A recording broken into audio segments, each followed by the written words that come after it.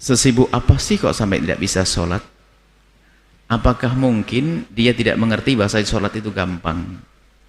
Dia bisa sholat di tempat kerjanya gantian. Kalau ada 2 security, 2 petugas, yang satu menjaga, dia sholat. Sholat 2 menit. Sholat 2 menit. Sholat duhur 2 menit. Kayaknya panjang banget bagi sebagian orang 2 menit. Artinya, gambarannya, ya mungkin kalau sholat di masjid, ya sholat susah.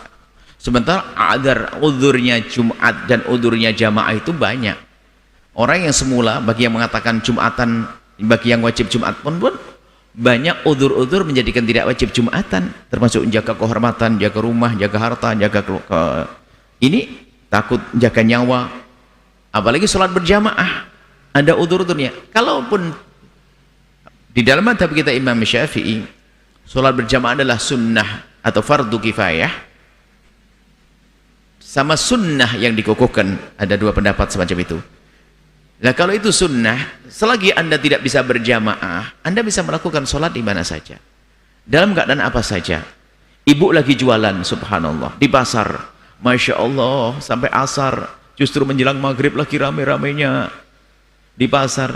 Alangkah indahnya kalau ibu ngomong, Bu, mau belanja ke saya, minta izin saya 2 menit, sholat di depan mereka, kelihatan, bisa ngasih contoh kepada yang lainnya, bahwasanya Anda dalam keadaan sibuk seperti apapun tetap melakukan sholat. Jadi tolonglah dipermudah urusan sholat. Waktunya memanjang, zuhur, isya, apalagi isya. Memang mulai dari jam 7.15 sampai jam 4.30 ngapain dia nggak punya waktu 2 menit saja untuk sholat itu. Memang kerjanya apa? Mungkin menjaga perusahaan, tangannya harus gini terus barangkali, atau bagaimana. Jadi kadang-kadang kita sendiri yang mempersulit. Suatu ketika ada orang dilarang, ada di negeri mana saya dilarang sholat, saya dilarang sholat, tapi kalau toilet boleh, ya sudah. Apakah boleh saya sholat di toilet? Sholat di toilet, hindari dari najis. Kalau toiletnya bersih, kering dan sebagainya, semua orang nyiram dan sebagainya, atau pakai plastik aja segini saja, bawa untuk sholat, tidak ada masalah. Jadi kalau ada orang tidak bisa sholat, yang salah gurunya itu. Jadi kalau ada orang tidak bisa sholat, yang salah gurunya.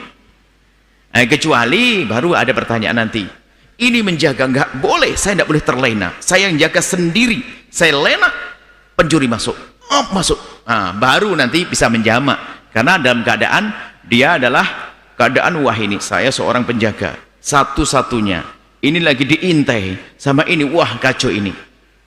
Bahkan kalau memang, nah kalau nanti kalau ternyata bukan saja diintai, kelihatan malingnya, sementara sholat mau habis, Anda sholat untuk menjaga kehormatan. Sholat, dalam bahasa Islam itu ada sholat syiddatul khauf. Kalau Anda lagi sholat begini, lalu Anda punya harta, tas, makanya kalau lagi sholat, tolong tasnya jangan di belakang. Kalau sholat, tas koper yang ada duitnya taruh di belakang, menunjukkan Anda jarang ngaji. Tasnya taruh di depan, kalau perlu jadikan sutroh, pembatas sholat, biar kelihatan ya. Kalau terus belakang dicuri sama orang handphonenya. Nah kemudian, lah kalau tas itu diambil orang, Anda tetap melakukan sholat, Anda kejar dia tanpa membatalkan sholat, namanya sholat syiddatul khauf, sah kok sholatnya. Jadi sholat itu sangat gampang. Jadi saya pengen tahu petugasnya, kalau dia bisa jelaskan petugas apa kok sampai tidak punya waktu 2 menit saja. Ke toilet boleh nggak? Bisa ke toilet. Ke toilet bisa, bagaimana dia tidak bisa? Apakah dia kencing di situ, berdiri di situ? Nggak juga. Jadi ini pertanyaan bagus sekali. Yang menjadi masalah bukan permasalahan yang sesungguhnya, tapi sebagian orang dikit-dikit menganggap sibuk seolah nggak punya waktu. Itu yang menjadikan dia tidak bisa sholat. Padahal dia, mohon maaf, ke toilet bisa, makan bisa, sholat nggak bisa. Ini kan aneh. Itu loh maksudnya. Jadi seperti itu. Jadi nggak perlu pakai jamak, jangan biasakan jamak di tempat. Lah baru boleh menjamak nanti di tempat itu adalah kalau memang ada kesibukan-kesibukan yang sifatnya dikatakan tidak menjadi sebuah kebiasaan. Yaitu tadi, hari ini ribut banget, Masya Allah, genting, bahaya. Ini kalau sampai saya sholat sekarang, ya saya takhir nanti. Atau saya melihat saya akan sholat sekarang, sebab ini saya akan menjaga sampai nanti. Termasuk diantaranya penganten. Ya, termasuk Imam Haddad ini yang menyebutkan tentang fatwa tentang penganten. Karena penganten itu tentunya penganten yang syar'i caranya. Sebab pada penganten perempuan didandani kan, kalau di negeri Arab sana penganten perempuan didandani untuk menyambut tamu perempuan. bukan disodorkan ke tamu, ini disodor pengantin, dandan dan sebagainya untuk menyenangkan orang. Lah kalau bolak-balik dandanannya ini kan bubar, habis, teman. Makanya bisa menjamak. Maghrib dijamak sama Isya, dandanannya habis duhur, sudah dijamak duhurnya sama asar. Sudah begitu dandanan nggak dirubah, maghrib nggak sholat diakhiri. Jadi berapa jam nggak sholat? Sholatnya jam 1 siang sampai jam 3 malam. Nggak tahu ini dipajang berapa jam dia nih. Kurang lebih begitu. Kalau ada hajat seperti pengantin, boleh kesibukan yang betul-betul menjadikan dia susah kalau melakukan sholat, maka boleh dijamak. Tapi kalau hanya sekedar tugas kayak apa sih petugasnya? Bisa menjelaskan tugas apa? Supaya tidak dalam khayalan nanti kita pertanyaannya. Petugas apa coba? Tugas keamanan di toko orang keamanan Cina. Di toko? Orang Cina. Di orang Cina. Di Cina? Iya. Kalau ke toilet boleh minta izin? Boleh? Boleh kayaknya. Sudah. Banyak waktu. Toilet agak lama sedikit. Kalau mungkin salah, pertama salah. Kalau enggak boleh. Kalau sholat, izin sholat enggak boleh. Ditekan gitu. Kalau izin sholat boleh enggak? Terkekang sama orang Cinanya. Tertekan? Dikekang gitu. Jadi sehingga si orang ini tuh nggak bisa sholat. Enggak, kalau minta izin untuk sholat? Sedikit kecil gitu. Bisa kan, boleh kan? Artinya kita sering melihat udzur bukan udzur yang sesungguhnya. Kita sendiri yang membuat udzur kan ya? Bisa kan? Minta izin. Baru kalau tidak diizini, tidak minta izin ya sudah. Saya baik-baik gak benar ya sudah, saya ke toilet. Nah, sampai suatu ketika ada orang, saya itu kan dia lagi muin satu apa. Kalau saya izin sholat nggak boleh di negeri kafir. Saya tidak merokok, dia tidak merokok. Teman-teman kalau izin rokok boleh. Dia tanya kepada saya, apakah boleh saya izin rokok tapi untuk sholat? Ya izin keluar saja. Dia doang izin gini aja. Izin gini kan biar kita tidak ngajari bohong juga. Jadi kalau masih bisa izin. Kalau tidak izin, yang bisa diizinkan. Kenapa? Urusan dengan Allah kok tidak diizinkan. Anda bisa keluar untuk tujuan selain itu, makan kayak air tambahannya. Ke air tidak boleh itu. Jadi yang menjadi masalah orang tidak bisa sholat itu bukan uzur yang sesungguhnya.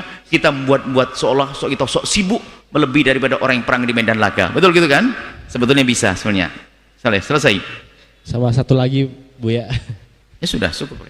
Nah, biar yang lainnya. Jadi nggak ada ya orang nggak bisa sholat. Anda bisa mohon maaf. Ini termasuk kami ingatkan para ibu-ibu dan bagaimana. Mungkin Anda jaga toko. Kebanyakan toko sore-sore lagi rame-ramenya.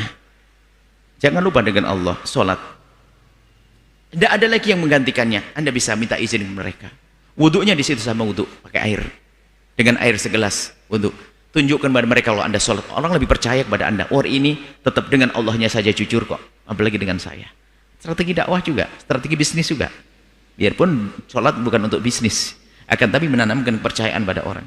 Seperti itu insya Allah. Jadi sholat mudah, jangan dipersulit. Baju nggak, ibu-ibu nggak harus pakai mukena, pakai baju ini. Bapak-bapak pakai baju apa saja, nggak harus pakai imamah. Gara-gara wah saya ikut pakai imamah lengkap. Ya kelamaan 1 jam.